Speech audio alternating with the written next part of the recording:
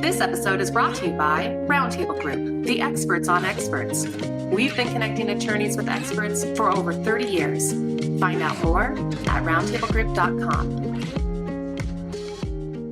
Welcome to Engaging Experts. I'm your host, Noah Ballmer. Today's guest is Melissa Smith, founder of Enotrias Elite Sommelier Services. Ms. Smith is a writer, speaker, and educator specializing in wine collection appraisals. Ms. Smith, thank you so much for joining me here today on Engaging Experts. Thank you for having me. Of course, let's jump into it. So your background is in fine dining and wine pairing. How did you first become involved in expert witnessing? Yes, I was a fine dining chef for a while. I became a private chef, and that's why I decided I'd rather get paid to drink for a living. So transitioned to front of the house, went through Court of Master Sommeliers for my certification, started working at restaurants, and then ended up at this retailer at the time, the largest wine and spirits retailer in the country called K&L Wine Merchants in Silicon Valley. And was one of the buyers there, and we would get calls for people needing inventories and valuations for different legal purposes. And I ended up having to argue the lack of evaluation of a particular collection and for a divorce. And so I was doing that and ended up telling my best friends who are also my attorneys about that experience. And they said, you should turn this into a CLE, a continuing education course for attorneys. And so I did. So I became the first and only provider of an extended education for attorneys on the valuation of wine collections for primarily family law and trust and estates attorneys. And so, on top of being a wine appraiser, I really started specializing in the legal aspect of wine as an asset. And I would often get calls similar to this one where I would divulge everything I knew and why the other side wouldn't win and why we would. And then they would take that phone call and call their client or the opposing counsel, tell them what I said, and then I would never get hired to be the expert in it. They would just settle. So I learned along the way to keep my mouth shut and only give them the bare minimum. And that turned into many phone calls that would end after 5-10 minute conversation. I would never get my hopes up about them. And that included a call that I got. I remember I was standing in Whole Foods and they just said, yeah, we're interested in working with you. And what are your rates? And blah, blah, blah. And I gave them the information, not expecting to hear back. And then they did call back. And my first official clients was the Department of Justice. And it was in the Fat Leonard trial. So um, I was thrown immediately into the deep end. And I studied as much as I possibly could with what was available at the time. And that started my actual like paid position as an expert witness. So I definitely want to hear about the Fat Leonard trial, but first I want to ask you, what are those sorts of questions now that you've done this for a while? What questions do you like to ask? What questions do you expect to be asked? And what do you hold back when you're in that initial phone call? Well, I definitely like to know the scope, get as much information as I can from them. I really let the clients do the speaking. Sometimes I'll be Googling as they're speaking, but I've really tried to set up boundaries about not diving too deep into it. I am very aware. I deal with a lot of attorneys for different purposes. Um, that the clock is ticking, and for me as an expert witness and for them and their legal fees. So I am great with a 5 to 10 minute conversation. Beyond that, I want to make sure that I'm being paid and that the retainer has been sent and we're all in agreement about what services I will be providing. So when you're developing those agreements, are you starting out with your own contract, or do you receive something from the attorney? How do you decide what terms of the contract you're going to have? And also, Do you typically have a non-refundable retainer in your agreements? All great questions. I've been learning as I go. I'm very comfortable with where I'm at now. A lot of people have varying rates for varying things. I have one set rate that I'm very comfortable with for the moment that does everything from research to deposition, travel time, and then trial time. So that's all one rate for me. And it's kind of a take it or leave it, but I just don't have the bandwidth to be, counting minutes and different rates and whatnot. Um, I do have a non refundable retainer. It's typically 5 or 10 hours, depending on the client and their needs. So that's kind of the only negotiation that I entertain is how many hours of a retainer for them to pay up front. But I have that all set up. I'd created, one at the beginning, just as I had with my contract for my business doing wine appraisals, that I had kind of created with the help of my attorney friends. And then through trial and error and difficult clients, I have to tweak it every single time. With the attorneys, it's much more straightforward for expert witness retainers and contracts. All right, so I want to get into this. You were involved in an extremely famous trial. So, can you set this up for our listeners? Yeah, essentially, Leonard Francis was selling contracts to the US Navy for, I call them parking spots for our naval ships up and down the entire um, longitude from essentially northern Japan through Australia. And in doing so, he would be wining and dining top naval officials and also providing prostitutes. But I could not speak as an expert witness on those, just the wine and fine dining. So I was, I'm one of the only sommeliers that has a food background and fine dining background.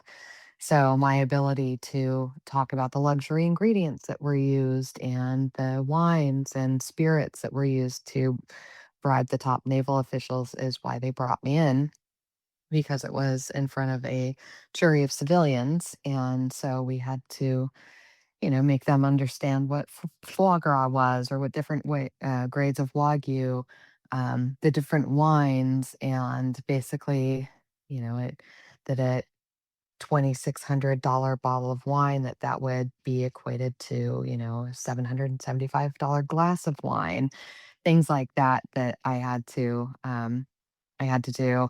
I also had to do a lot of historic accounting, forensic accounting involving, I think it was something like 7 different countries and 6 different currencies in that. And flying down for secret meetings in San Diego for deposition preparation and things like that. Um, One of the incredibly interesting things that we learned, and the public may or may not know, was that the podcasters snuck in a microphone to Leonard Francis's home that he'd been living in under um, the DOJ surveillance for many, many years and recorded this entire podcast under their nose. So, halfway through working with them, they just said, "Hey, Melissa, by the way, this is going to be coming out. You may as well listen to it. We've learned a lot from listening to it, and you will too." Um, so that was interesting because I was also, working under secrecy where I couldn't tell my, friends and family what I was working on. And then this podcast comes out revealing more than any of us knew. So I would kind of hint like, "Hey, there's a really interesting podcast you might want to listen to. It's interesting. It mentions wine." So, but yeah, that was a big one. I learned so much on that, and I know you've got other questions, but this was one that I think that's just going to be really valuable. In many ways. One, because it was my first real paid gig as an expert witness. But I was going up, I just get chills thinking about it, against like 6 of the top gnarliest attorneys representing the six naval officials that weren't going to back down and take a plea bargain. So it was little old me, facing off against these guys and quite intimidating as it was. Other people had turned down the position, or actually, one of them got fired from the position that I ended up taking, um, which was another fun story. But I went in there just there's the story of the buffalo in the storm where the in the plainlands, the cows will see a storm coming and they'll run away from it, and they'll be so exhausted that they can even die from exhaustion because of the fear. Versus a buffalo will see a storm coming and they'll face it head on and sometimes even run into it and through it to get through it faster. So I'm like, okay, I'm going to be the buffalo. I'm going to face these guys. I'm going to show them who's boss and whatnot. Which kinda sounds ridiculous when you think of what I was actually being paid to testify about. But, but then the DOJ that was the main one handling me just said, "You know what? You want to educate them and impress them in a way where they're going to want to hire you after for their future cases." And Sure. it all clicked for me then, said, "Oh, okay." So instead of being this like, badass woman in wine that was gonna show all these men, I just like, nope, okay, this is the classy floor sommelier version of me that's going to educate them in a way that's going to not make them feel stupid, but will help guide everyone in the room to understand better these topics, these ingredients, these wines, whatever. Tell me a little bit about the preparation for a case like that. Not only is it a big case, but it's one of your first. So you don't necessarily know what to expect in a big proceeding like that. Tell me a little bit about how your attorney or your trial team in a case like that probably prepared you for both the deposition and for the trial itself. Well, we did, a lot of video interviews, a lot of phone calls because anything that you write down has to be admitted. So that was very challenging for me. There were a lot of texts back and forth, like, "Can you jump on a call?" I had the person that was actually fired from the role before me. Um, Turned into a massive nuisance, and we found out that anonymously he was trying to take me down to Forbes and other publications that had written about me. Wow. So that was really an unexpected curveball that impacted the preparation and whatnot. But a lot of it was just online research that I was having to do. I read a book, I think it's called The Expert Witness. It was, like, out of publication, but it was one of the only books at the time that I could find to read to prepare me, and I highlight all of that. I didn't charge for well over 50% of my time just because I was still learning and I didn't feel comfortable charging them, to learn on their dime, which if I were to do it again, if I were to mentor someone, I'd say, "No, charge them for everything." And then probably one of the most unexpected, hilarious, but one of those things I will stick with, forever and constantly revisit is the TV show called The Good Wife, and then they had one called The Good Fight, and the writing for it was so fantastic, and, there's so many law dramas out there, but they're about the relationships and the fashion and all of this stuff that isn't really relevant to what attorneys are actually doing in practice. But The Good Fight and The Good Wife were, there's so much legal jargon that they used that I was able to really understand it through those. And they had one main character that was an expert witness, I think in ballistics or something like that. And just kind of watching his performance and listening to it. And I watched and rewatched the series at least 3 times to become comfortable with it, versus a show like Suits. I'm like, like nothing having to do with actual legal work. So, every time I get ready for another fairly big trial. Sometimes I'll watch a few episodes just to kind of refresh my memory about the proceedings. But overall, most of them end up settling and I don't end up going on the witness stand. But it's still really Sure. good information. One of my favorite questions I like to ask my guests is, do you have any pre-trial, pre-deposition, pre-big day routine that just gets you in the right headspace? I've had guests who like to listen to heavy metal or drink a lot of coffee or do yoga. Is there something that gets you ready to go? God, I wish I listened to yoga. Or listen to yoga. I wish I did yoga. I do kettlebells and listen to gangster rap, and I've got a few of the songs I'm feeling myself, and things like that I'll do. But overall, I'm so busy in my life with all of my different projects and businesses. I just kind of stay in the zone where I'm just like, get ready. I'm highly caffeinated, and sometimes I'll have a glass of wine or tequila at the ready just to calm my nerves. But overall, um, no, I sometimes I'll skim through my notes, but this is one of those things where if you're the expert in your industry and you know it inside and out, all this stuff, for the most part, should be committed to memory. Let's talk a little bit about the role in general. You've been doing this for a while. What kinds of changes, if any, have you seen since you first started expert witnessing? Have you noticed a change with technology? Maybe video conferencing has changed things or anything Mm, logistically? What kinds of changes have you seen? That's a great question. I don't know that I've seen, this company that we're doing the podcast for. That's been amazing.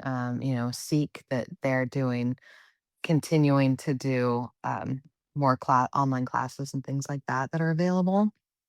That's really interesting to me.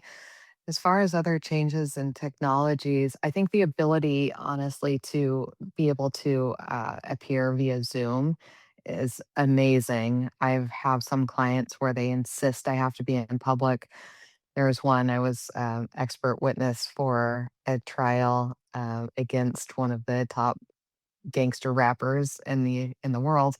And at the time, I was in Tunisia, and they wanted me to at least be on domestic ground to do my depositions and everything like that. So um, that was fine because then they had to pay for the flights and whatnot. But being able to really live on the West Coast or the East Coast or be in Europe and be able to appear on Zooms, do preparation, things like that has been super, super helpful.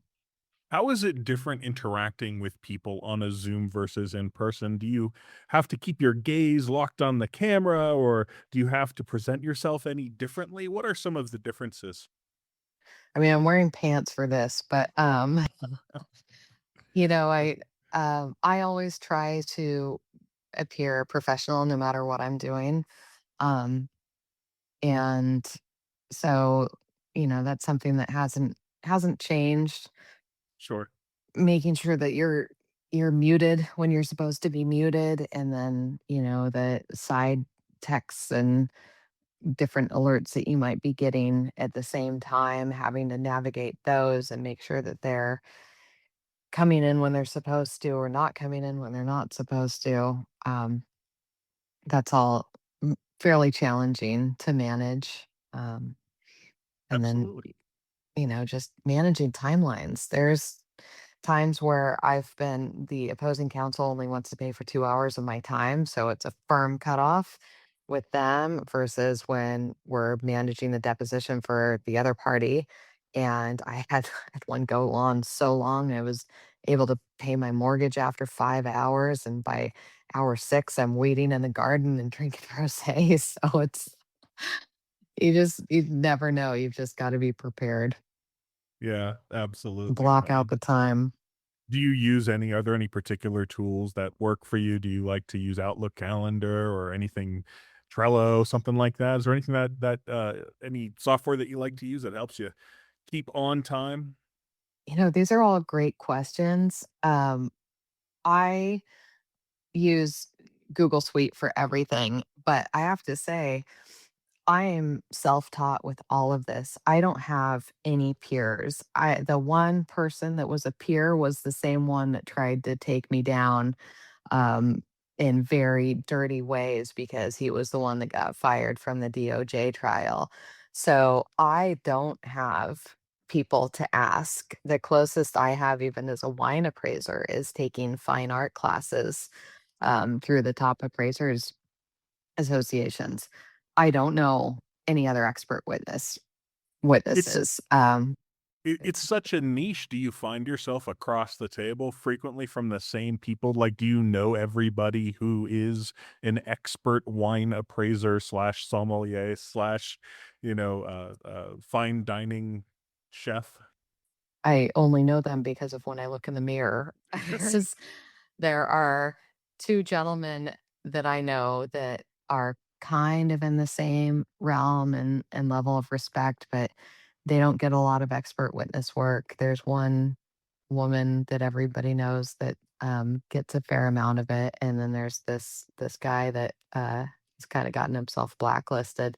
So I don't, it's as a wine appraiser and an expert witness, I do not have people that I can turn to. I don't have, this is all stuff. Thank God for ChatGPT now, I can ask it questions, but otherwise, I did not have people I could turn to and ask questions. And the ones that I could turn to wanted me to just send them my contracts, and which I'm not going to do.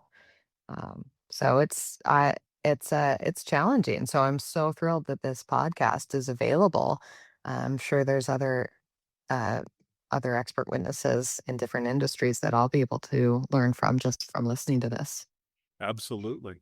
Let's talk about different types of cases. Have you worked in a variety of different venues, such, different states, courts, criminal, etc.? And if so, how is it different as an expert witness working in one from one venue to the next? Not a lot different. The Zoom timings and coordinating schedules is a challenge, but I've done most of it gets to be remote, which is awesome. As far as different states, it's generally major states on the West Coast and the East Coast, so not a big deal with that. And then the different realms, it's more how much the attorney knows, if it's a family law case or if it's corporate litigation or, as I mentioned, that there's the DOJ, and then I've got, one of the top gangster rappers in the industry and people involved with those businesses. So everyone,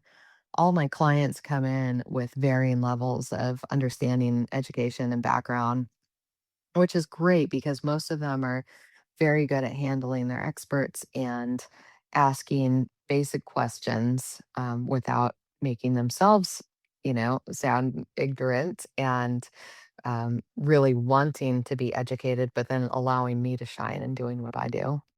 Absolutely. Let's talk a little bit about relationships.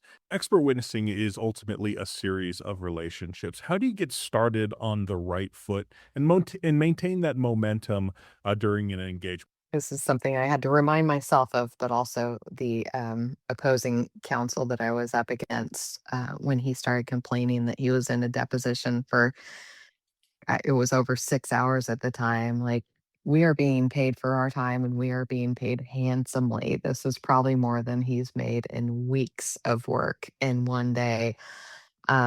So reminding myself I'm getting paid more as an expert witness than I am for any other service I provide. And then also just setting up boundaries because one of my last clients, I was it felt like I was at their beck and call with the text messages and the phone calls and needing to jump on Zooms and review photos and all of that. And I'm keeping track of all of that, my spreadsheet with my time timelines and everything, time tracking. Sure. But really just saying, you know, if we're going to talk about this, that it needs to be much more structured, or maybe even build in like an emergency rate, when they need someone, when they need you to drop everything you're doing to take a call in a quiet location away from friends and family. Um, yeah, that's the stuff that I think I've had to learn is really setting up those boundaries. Do you often get requests for those ultra condensed timelines? Sometimes I kind of feel like not to pat myself on the back, but that I'm kind of the big guns. So sometimes when it gets down to something and they're like, we need to really tilt this, then they'll hire me at the last minute to help their case. So that can happen sometimes. Otherwise, I feel like I get fairly good lead up time. Let's talk a little bit about other stories. We heard the big one. Are there any other stories that you can think of that either fundamentally change something you do vis-a-vis expert witnessing or reinforce something that you were already doing? As with most cases, I could very easily argue both sides. Sometimes I'm hired by the counsel that I'm actually rooting for the other guy. There's no way that, I'm going to let them know that. And whatever my opinion is, I'm arguing in no way will, sway it one way or another. Otherwise, I wouldn't take it. Um, but it's really interesting and I think very important to get a holistic view of what's actually going on. Um, and a lot of that you don't find out until you're in the trial. Um, so, there's one that we ended up losing and I felt terrible about it. I found out years later that, they'd lost their entire retirement um, and had nothing, and that we ended up having friends in common when they lost that one, which certainly wasn't my fault. But when you have such a close relationship in the industry, and it's a fairly small industry, it's hard to not let those things affect you. How about any red flags or bad experiences or any learning experiences? Just making sure you're on top of your retainer and that those are all being paid and that you are very firm and not performing more work until you've been made whole is I think the biggest thing. Um, yeah, making sure I'll just say I learned this for other people. Um, making sure that whatever is written down that you can stand by. I had this come up in one of my other trials and we're deposing the expert on the other side and they had intercepted some text messages about me that were amazing, but also very humbling for them and had to, at the end of the deposition, they ended up having to kind of rescind their thoughts on how great they were. Before we wrap up, do you have any last advice for expert witnesses or even attorneys that are working with experts? Ask questions, let the other side speak, see what they can educate you on. Make sure it's not all about them and how great they are. If they're on their own soapbox and talking about that versus showing you their work and what they're capable of, maybe, take that into consideration. Always make sure, and not to make this anti men or anything, but they are who they say they are, not that they're just pretending to have the qualifications that they are being hired for. I think that this came up in one of my last ones where they assumed because he was an advanced level sommelier that that was equivalent to to a wine appraiser. And we are being hired to appraise wine. And I've worked as a restaurant sommelier, but I've concentrated my expertise on wine appraisals and legal work. And that is what I do. I would not, try to people assume I'm a master sommelier and like, no, those people are actually crazy with their ability to do what they do. And so I have different certifications than perhaps a restaurant sommelier, one that's focused their career on being a restaurant sommelier has. But that is why I am at the top of the industry for what I do. I'm not going to pretend to be something I'm not. And I think that that's incredibly important to really figure out who your expert is and what their capabilities are so that when they are being grilled, in a deposition or in the witness stand, that they'll be able to say what they do with pride and back that up and not back down from that. And that's definitely something that I watched that young gentleman learn in this last trial. Sage advice. Ms. Smith, thank you so much for joining me here today. You are so very welcome. Thank you for having me. And thank you, as always, to our listeners for joining us for another edition of Engaging Experts. Cheers. Thank you for listening to our podcast, Engaging Experts. Our show notes are available on our website, roundtablegroup.com.